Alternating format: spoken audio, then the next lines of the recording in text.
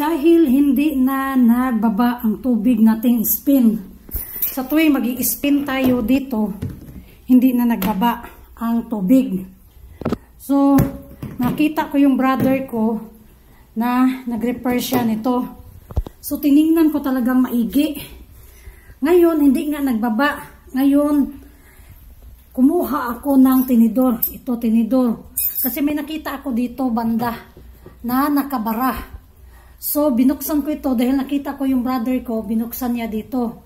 So, binuksan ko to, lumabas nga ang puno, ang tubig galing dito. Tapos, nilugit-lugit ko talaga kasi may itim dito na nakabara. Pakiramdam ko panty or maliit na mga clothes or ano pa man ang nakabara at nahulog mula sa loob. Kaya ingat, kapag nag-spin kayo dito, dapat may cover yun. Iwan ko kung sana yung cover dito. At saka hindi puno. At yung mga small amount ng mga clothes, kailangan sa ilalim siya, wag sa ibabaw. May tendency na lalabas siya dito. Diyan, sa gilid. Lalabas siya dyan, pupunta doon at magbabara na ang ating spinner. Yan ang nangyayari. Buti na lang, nakita ko yung brother ko sa Pilipinas, nag-repair siya. Tinanggal ko ito. Ito yung tinanggal niya. Tapos may nagbara dito. Ayun, lumabas ang tubig. At ito yung nakuha natin. Nilugit-lugit natin.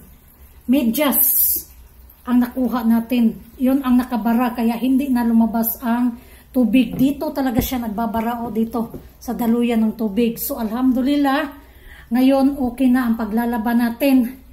Nakuha natin, success. Nag-repair tayo, success na nakuha natin ang medyas na nakabara. So, pwede na tayo mag-repair para nito ng washing.